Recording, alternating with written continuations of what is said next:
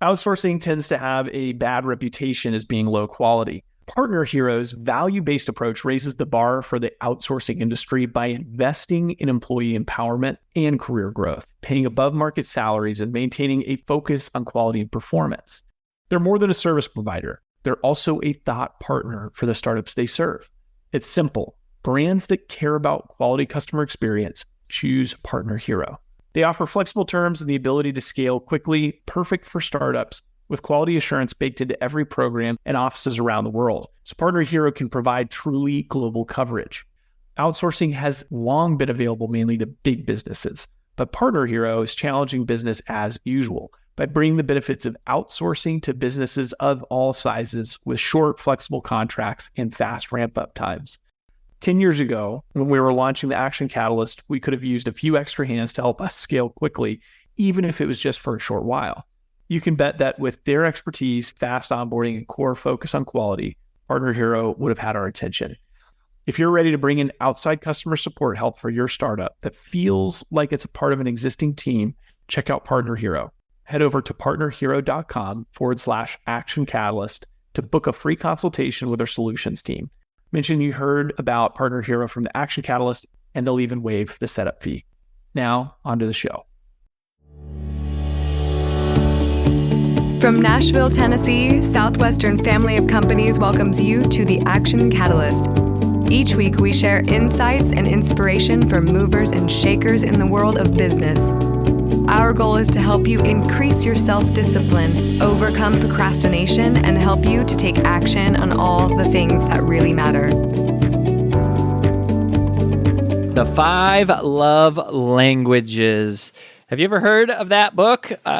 Chances are you probably have if you've been around in the world of personal development or sales or business or leadership or entrepreneurship in any such form or fashion. It's a huge book, and it has been for years and years and years. We have the author, Dr. Gary Chapman, on today's show and episode, which is just exciting, and I'm honored and been looking forward to this conversation for a long time, and I know that you're going to enjoy just hearing a refresher for many of you. Probably there's so many copies that have been sold. I would assume that many of you already have the book, but a great refresher. And specifically, what I wanted to talk to him about, and the way that I sort of angle this, is the 5 love languages, but applied to leadership instead of just applied to personal relationships and marriages, which is kind of the original design. And so what we're going to do is you'll hear the interview as we kind of do the overview of the 5 love languages, but at the end,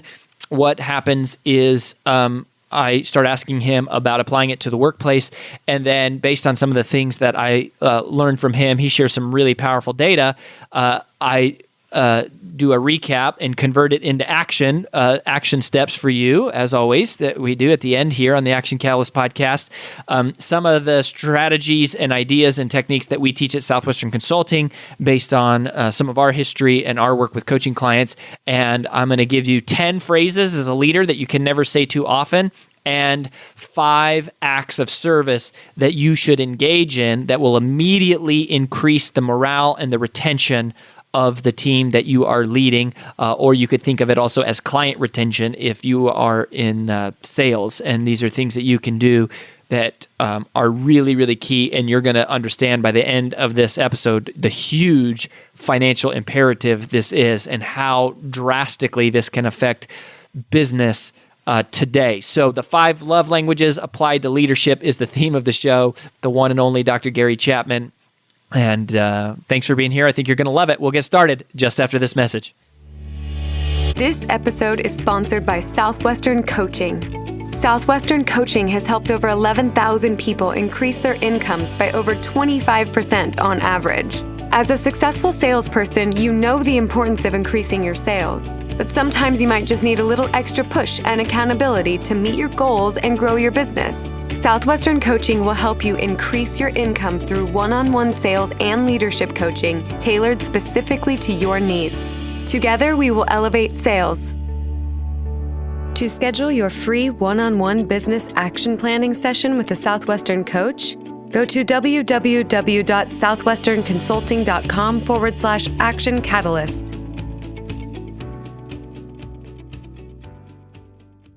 Dr. Gary Chapman, who you are about to hear from. If you're not familiar with his name, you're probably familiar with his book. The 5 Love Languages is a #1 New York Times bestseller, originally published in 1992. The 5 Love Languages has sold over 10 million copies in English alone, has been translated into 49 other languages. And Dr. Chapman is actually a senior associate pastor at Calvary Baptist Church in Winston-Salem, North Carolina. Has authored several other books. He's got 2 kids, and is just a wonderful, wonderful human. So, Dr. Chapman, thank you so much for the privilege of being here. Well, thank you. It's good to be with you today. So, just in case people aren't familiar with the 5 love languages, and we do have a fairly young audience that listens, of sort of even younger professionals, can you just give us a high-level overview of what the 5 love languages are and kind of how you came up with them? Yeah, sure. As you mentioned, that book for 25 years, every year has sold more than the year before. It's amazing. Which says it's helping people and their friends. The basic idea is that what makes one person feel loved doesn't necessarily make another person feel loved. So you can be sincerely loving someone and they don't get it emotionally. And I realized this in my counseling. I've been involved in marriage and family counseling now for 40 years. And I would have a couple sit down and one of them would say, I just feel like they don't love me. And the other would say, I don't understand that. I do this and this and this. Why wouldn't you feel loved? I knew there was a pattern, but I had no idea what it was. So eventually I sat down and read several years of notes that I made when I was counseling people and asked myself the question, when someone sat in my office and said, I feel like my spouse doesn't love me, what did they want? What were they complaining about? And their answers fell into 5 categories. And I later called them the 5 love languages and started using that in my counseling. And sometimes couples would come back in 3 weeks and say, Gary, this is changing everything. The whole climate's different. And then I started using it in small groups, and the same thing happened. So probably 5 years later, I thought, if I could put this concept in a book, write it in the language of the common person, maybe I could help a lot of people I would never have time to see in my office. So that's the history. 5 love languages are words of affirmation, using words to affirm the other person. You look nice in that outfit, really appreciate what you did. One of the things I like about you, just using words to affirm the other person. Life and death are in the power of the tongue, says an old Hebrew proverb. So you can kill people or you can give them life by the way you talk to them. A second love language, and these are in no particular order, acts of service. Doing something for the other person that they would like for you to do. In a marriage, that would be such things as washing dishes, vacuuming floors, cooking meals, changing the baby's diaper. Ooh, big act of service. But acts of service, I'm sure you've heard the old saying, actions speak louder than words. For these people, if this is their love language, actions do speak louder than words. It's not true for everyone, but it is true for these people. Number 3 is gifts. It's universal to give gifts as an expression of love.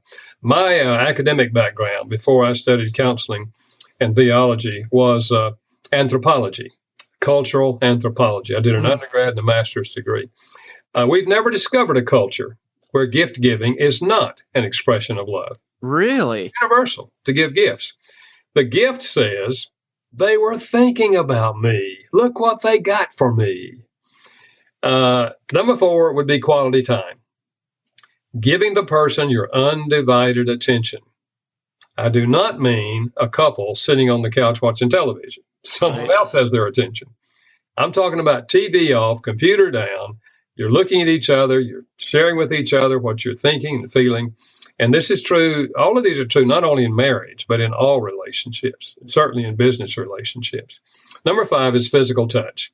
We've long known the emotional power of physical touch. That's why we pick up babies and hold them and kiss them and cuddle them. Long before the baby understands the meaning of the word love, the baby feels loved by physical touch.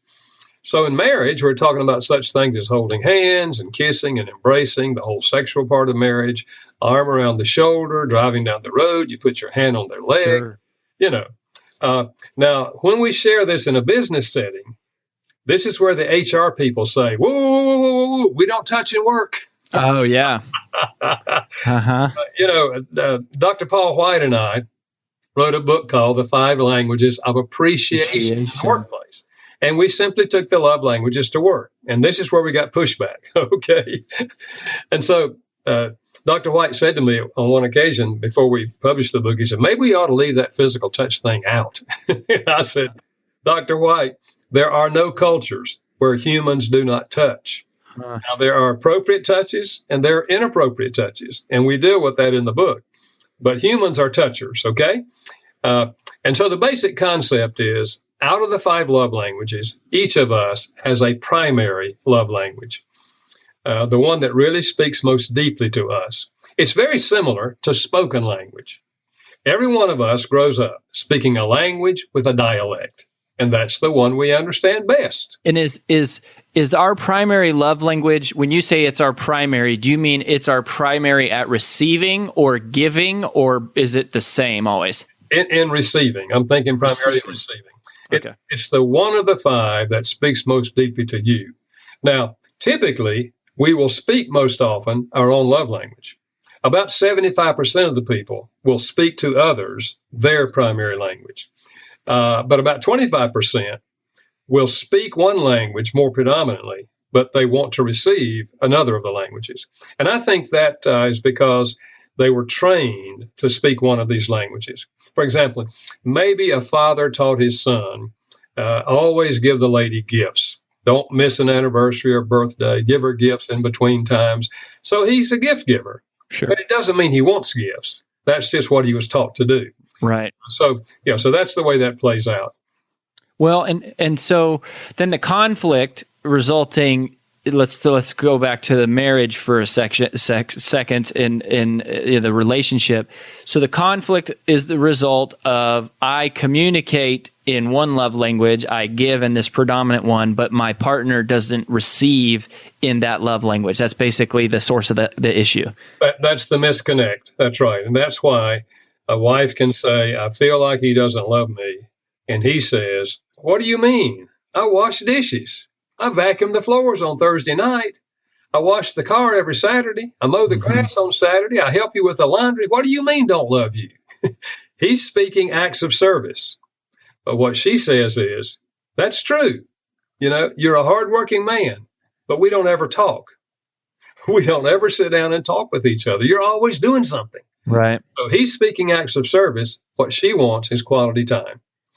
So couples can be sincere and miss each other. And I think thousands of couples do. I think that's so encouraging and important to hear, right? Is that if you're struggling in your relationship, our default is to automatically assume the person doesn't care about me anymore. But it's such an inspiring message in and of itself to just go, no, you're just communicating that love differently. You speak and hear the language of love in a different way. I think that's really encouraging. So you talk about quality time, and I wanted to talk about that. That is one where it's just like words of affirmation, acts of service, gifts from the heart, and physical touch. To me, in a lot of ways, it's like that's very much, you just have to discipline yourself and remind yourself to do those things. Quality time is one, though I think it's harder and harder for people to do this. So would you agree with it that that's harder for people to do? And what are some of the things that you've seen couples do where one or both of them receive in that language, and what have they done to sort of protect that? Yeah, I think it can be more difficult because all of us are busy, and in a super busy life, it's more difficult to carve out time. In fact, I've had men say to me, for example, why does her language have to be quality time? I need words of affirmation. Uh-huh. But what I say is this, if quality time is her language, if you will carve out, it doesn't have to be an hour. If you will carve out 10 minutes, 15 minutes a day just to sit down and talk with her, give her your undivided attention, see what's on her heart, what she's thinking, what she's feeling, let her share with you and let her ask you questions.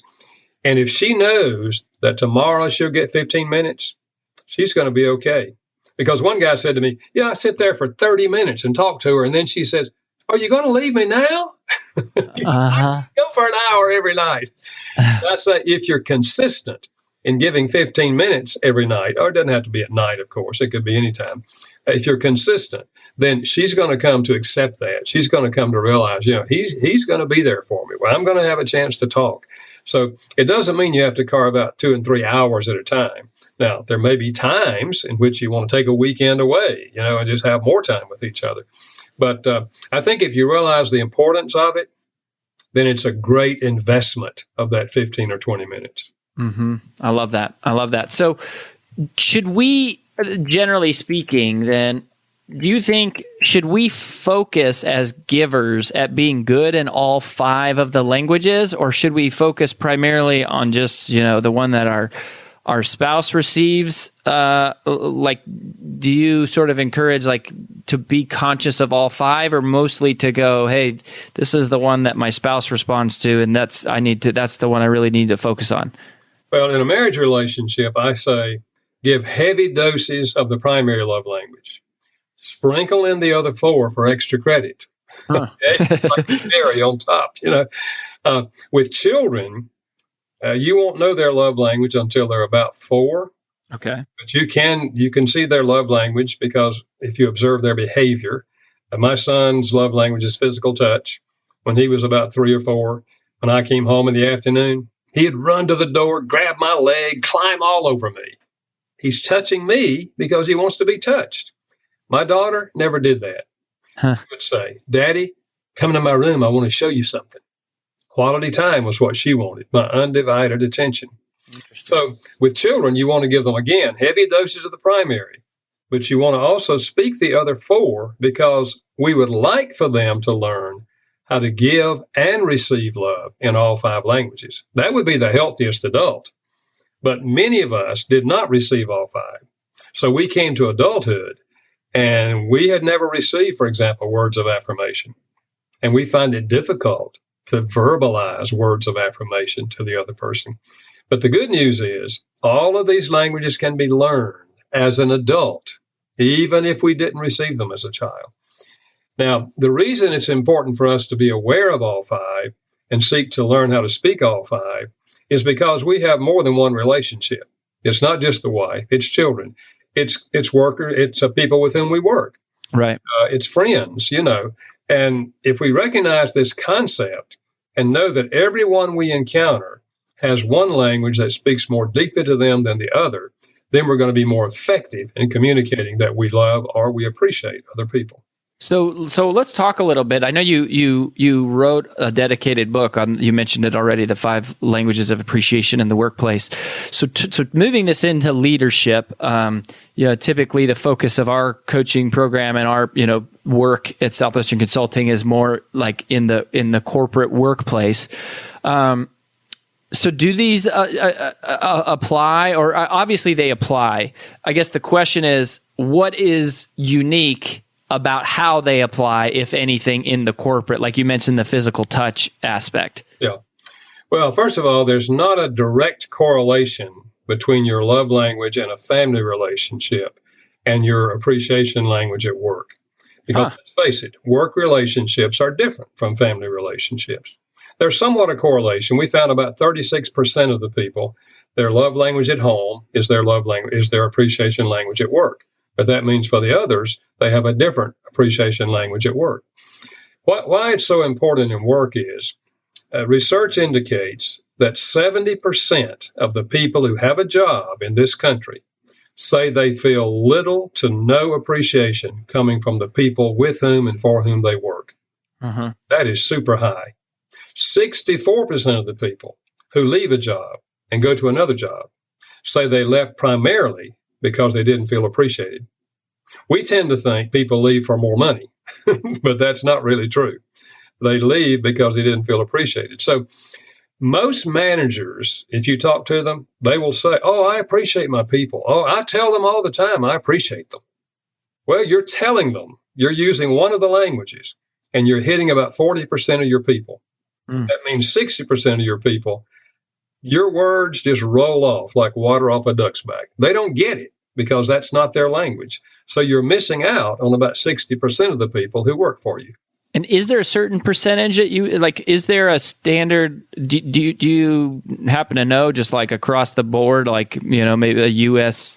general census, how the percentages are split between the five, or is it kind of all over the place depending on the context? Yeah, Dr. White, my co-author, did research on that with about, I think it was 10,000 people in the group and in the study group, and I don't have those figures in front of me. I do know that 40% is words of affirmation. Okay. I think I'm thinking it's 35% that are acts of service, and 25% that's quality time, and then there's a smaller percentage that are gifts, and almost no one in the workplace has physical touch as their primary language. Huh. Very interesting. So what we did, we dealt with physical touch in the book, but we left it out of the online inventory that comes with the book. We call it the MBA inventory, motivating by appreciation. So we left it out on the inventory.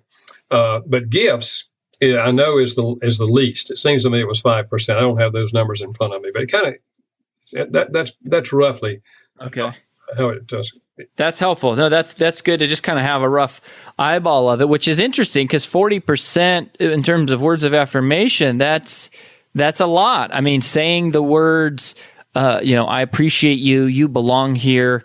That is that's a lot. And then the other thing, that gifts are only 5%, but then you think about companies give away, prizes and watches and, whatever, TVs and stuff. And really 35% of people would rather just have you do something nice for them. I think that's kind of fascinating. So I knew this was going to happen. The time here is almost out. Where would you want people to go to connect with you and to learn more about your work? Well, if they go to 5lovelanguages.com, the number 5lovelanguages.com, they'll see snippets of all of my books. Mm-hmm. If they want specifically to gear in on the appreciation book in the workplace, it would be appreciationatwork.com. And the @ is AT, appreciationatwork.com. Wow, I'm surprised. That's a good domain. I'm surprised you got that one. That's a great domain. So last little question here. Can your love language change over time? And if so, what causes that? Yeah, that's a good question and a common question that I get. I think like many other personality traits, the love language tends to stay with us for a lifetime. Now, having said that, I think there are certain stages of life and certain circumstances in life that another love language may pop up for a while and seem to be more important than the primary.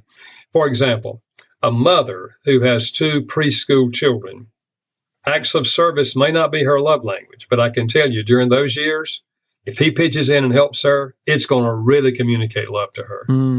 Or let's say your spouse gets word that some family member has died. Physical touch may not be their language, but I can tell you, if you hold them in your arms as they cry and you cry with them, I can tell you that's going to speak deeply to them. So the stages of life and circumstances sometimes cause another to come higher. Another factor is if you get enough of your number one and your number two is rather close to your number one, you may begin to say, I don't know. I think my love language is changing. I think I want this. But if they take away number one, you'll quickly say, oh, no. That's still my love language. That's interesting. Fascinating stuff. Dr. Chapman, I want to speak on behalf of millions of people here and just say thank you for taking the time to do this and for what has now been decades of encouragement and work both in your work through the church and then also, the work that you're doing with relationships. It really, really makes a big difference in the world, and we appreciate you very much. Well, thank you. It was good chatting with you. Wow, what a fantastic conversation. And for your action items for today, or my action items, I should say, of just going in back and reviewing the notes from the interview here with Dr. Chapman, there's a couple things that I wanted to hone in on. Really just one thing that I wanted to hone in on in terms of putting this into practice, because obviously his work is in personal relationships and in marriage counseling. I mean, that's the source of his background. But these 5 love languages, I think, apply so directly to leadership. They apply so directly to customer service and to client appreciation if you're a salesperson, but specifically thinking about this in terms of as a person who's a leader and or a parent. But I wanted to connect this to my takeaway from the corporate environment. In the workplace, where he said 64% of people who leave a company leave because they don't feel appreciated. 64%, two-thirds, 2 of the last 3 people who have left your company have left because they did not feel appreciated. That has huge implications. Right? Because that's whose job is it to make them feel appreciated? That's the leader's job. That's your fault if you're the leader. That's my fault as the leader. And that is a big deal, because we know that the COTO, the cost of turnover, it's like $10,000 every time you hire a new person. There's like $10,000 in additional expenses beyond whatever you pay the person. So turnover is a huge cost, and they're saying the data is that 2/3 of those people just leave because they don't feel appreciated. That's it. That's the number one reason they leave. So as a leader, you could improve your retention dramatically by mastering this one skill: making people feel important, making people feel special, making people feel appreciated.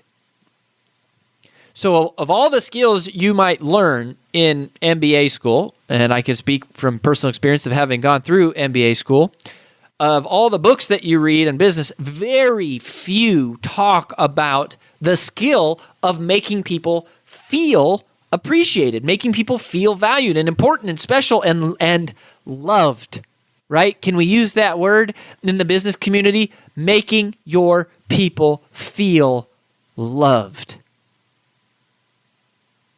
Do they feel loved? If they feel loved, they will stay. If they do not feel loved, they will leave. Sounds like it's that simple. So that is a powerful statistic. And then the other statistic that was related to that was what they found in the workplace, that 40% of people in the workplace, their workplace form of their workplace love language is words of affirmation, and 35% are acts of service. So that means you're going to capture 75% of the people on your team if you can master those 2 types of love languages in the workplace: words of affirmation and acts of service. And we've actually done some training on this at Southwestern Consulting. We've done several different types of training on this. And so I wanted to share with you a couple of those actionable ideas. So first of all, let's talk about words of affirmation. And of course, one of the legends around Southwestern history and heritage is the late Spencer Hayes. And Spencer didn't send very many emails, but I remember one of the very first emails I ever got from Spencer as a leader was this list of leadership affirmations, these things that you do every day. And one of the things that was right there near the top was, I make people feel important. And so I'm going to give you 10 phrases here. These are just 10 phrases that I'm pretty sure you can never say too often, right? I mean, I guess you could overdo it in some sense, but for the most part, many of us are erring far on the side of not saying these enough as a leader. And just think about who's your leader, right? So who is your leader? Who directly leads you? And do they tell you these things? Do you feel appreciated by them? Do they actually articulate these 10 phrases? These are simple phrases I'm about to give you. Simple. You probably don't even need to write them down. You can write them down because they're that powerful, but you don't really. You could probably just remember this or the idea. But if 40% of our workforce responds to words of affirmation as their number one sense of love language, and 64% of people who are leaving because they don't feel appreciated, these are really valuable. These are money-making terms, but they're more about mission-making, relationship-making terms. So here's 10 simple ones. Number one, I care about you. I care about you. Number two, I believe in you. Number three, I am proud of you. Number four, I am grateful for you. Number five is a little bit of a twist, but I think that we need to say this, and I think it does affect a lot in terms of how people feel, is I am sorry. I am sorry. The leader has to be able to say the words, I am sorry. It speaks to your vulnerability and your compassion, your empathy, and your humility to be connected to those people around you. When you make a mistake, you have to say, I am sorry. Number six, I appreciate you. Number seven, I admire you. Number eight, I am here for you. Number nine, thank you. And number 10, careful how you would use this one in the corporate world, okay? I definitely wouldn't use this on somebody's first day or at an annual review, but over the course of time, the people who have been with you for a long time, the people who have been loyal to you, the people who have bent over backwards to help you, to support you, that have the people who have laid their sweat and tears on the line to support your company, your mission, your agendas as a leader, I love you. I love you. I care about you. I believe in you. I am proud of you. I am grateful for you. I am sorry. I appreciate you. I admire you. I am here for you. Thank you. And I love you. Those are simple, but powerful and important and income-producing activities if you're a leader, right? Like if you find it as mushy and soft and whatever, here's the data, right? This is an income-producing activity. Making people feel appreciated isn't just a good idea. It's not just a sweet, fluffy thing. It's a revenue-driving, income-producing, profit margin perpetuating, important, critical, significant skill. Make people feel appreciated. Words of affirmation. Those are 10 simple phrases that are actionable for you. And then the next thing is acts of service. So he said about 35% are acts of service is their number one workplace language. So I'm going to just give you 5 acts of service that as a leader, or even not as a leader. I mean, if I would argue that if you do these things, even if you're a colleague or even if you are a subordinate, I would argue that if you do these things, you are leading. And you are leading because almost nobody does these things. And you are leading because you're contributing to the fabric and the character of the whole organization. And you're taking the stairs here because most people aren't willing to do this stuff. This is uncomfortable. It's inconvenient. And yet, if you do this, you will become the leader probably very quickly. So here's 5 acts of service that you can do for the people on your team or in the organization that you're a part of. Number 1, teach them something. Teach them something. That is an act of service. Number 2, help them solve a problem. Right? When somebody has an issue, when they have a problem, when they are stuck, then if you can be there to help them, that is an act of service. It's a sign of, an expression of love. Number 3, help them get started quickly. That is a tremendous act of service. And people are vulnerable in the very beginning, right? When they join your team, they don't know what to do. They feel lost. Everything that you can do as an organization to help them be successful quickly is an expression of love. They feel loved. They feel treasured. But if you just kind of go, okay, well, thanks for being here. Here's your phone and here's your computer. Good luck, right? And sometimes that's really hard. I mean, with we're Southwestern Consulting, and we're mostly a virtual organization these days, and it's hard. It's hard to do that, but find a way to help them get started.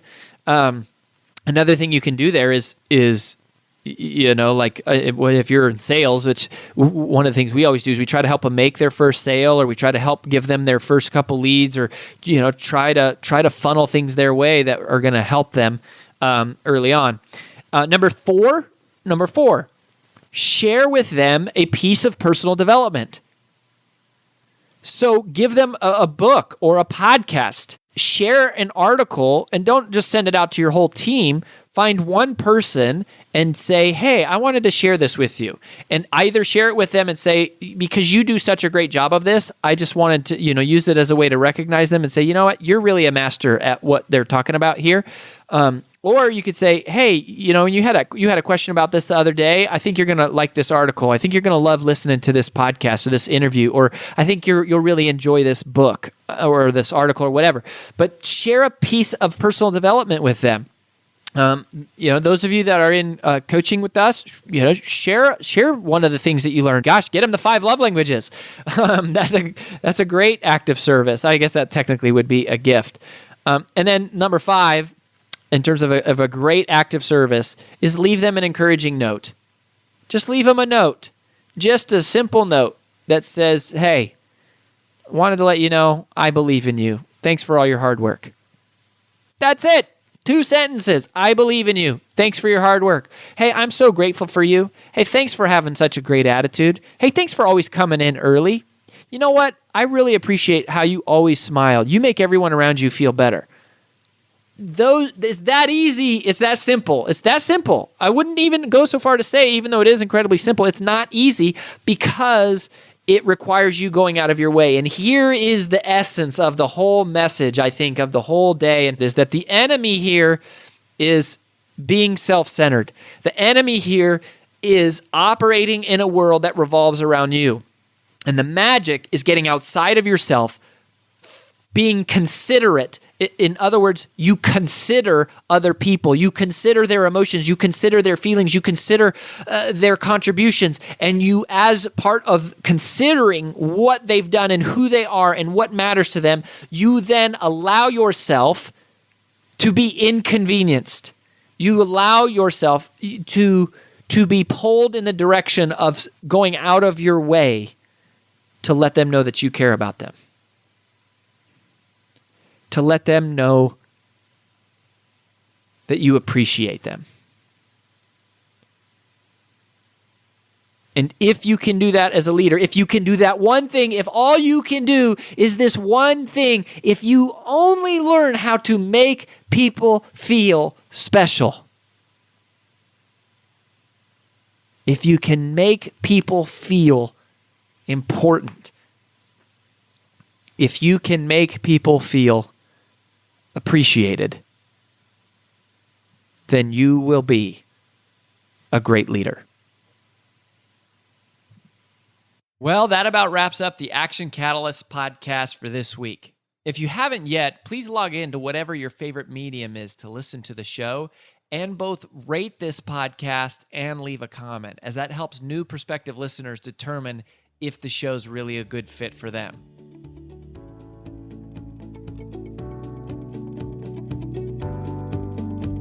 If you enjoy this podcast, please make sure to subscribe, leave a review, and screenshot this episode to share with your friends on social media. Make sure to follow us on Facebook and Instagram at Action Catalyst and subscribe to our video podcast on YouTube. Thanks for listening.